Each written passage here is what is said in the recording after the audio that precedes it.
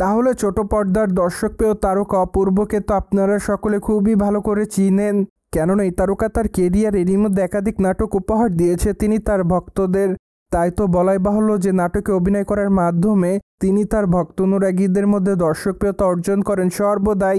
ঠিক এরপর অবশ্য এই তারকাকে চলচ্চিত্রের পর্দায় অভিনয় করতে দেখা গিয়েছে, যদিও চলচ্চিত্রের পর্দায় অবশ্য সে পরিমাণ নাম করতে পারেনি এই তারকা। তাই তো ছোট পর্দাতে নিয়মিত অভিনয় করতে দেখা গিয়েছে অপূর্বকে। বাই দ্য ওয়ে, বর্তমানে এই তারকাকে ছোট পর্দার পাশাপাশি ওটিটিতেও নিয়মিত অভিনয় করতে দেখা যায়, যার প্রেক্ষাপটে ওটিটির দর্শকদের কাছে দর্শকপ্রিয়তা শীর্ষে রয়েছেন এই তারকা।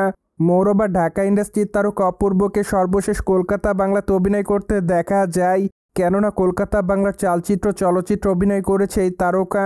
চলচ্চিত্রটিতে তার অভিনয় তার ভক্ত অনুরাগীদের কাছে ব্যাপক আকারে নজর কাড়ে। তাই তো বলাই বাহুল্য যে তিনি তার অভিনয় গুণে তার ভক্তদের মধ্যে এরই মধ্যে নজর এসেছে। যাই হোক, চলচ্চিত্রটি অবশ্য 20 ডিসেম্বর গোটা কলকাতাতে মুক্তি পেয়েছে বলে জানা যায়। তাই তো আপাতত চলচ্চিত্রটির জন্য প্রশংসা এসেছেন অপূর্ব। মূলত চলচ্চিত্রের পর্দায় তার চরিত্রটি ভক্তদের কাছে বিশেষভাবে নজর কাড়ে। তাই তো বলাই বাহুল্য যে তিনি চলচ্চিত্রের পর্দায় তার অভিনয় গুণে ভক্তদের মধ্যে এরই মধ্যে আলোচনা এসেছে।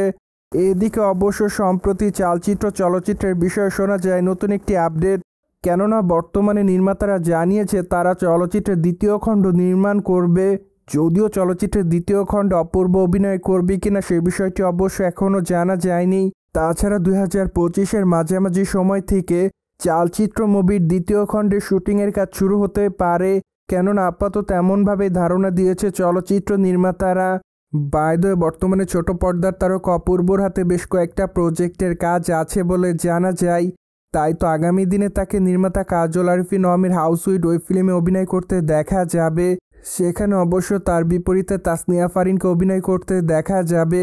তাছাড়া মাত্র কয়েকটা দিন আগে শুটিং সেটে আহত হয়েছিলেন এই তারকা, এমনটাই জানা যায়। সোভিয়েট জেনে তো নিলেন সম্প্রতি মুক্তিপ্রাপ্ত চলচ্চিত্রের দ্বিতীয় খণ্ড নির্মাণ করা হবে।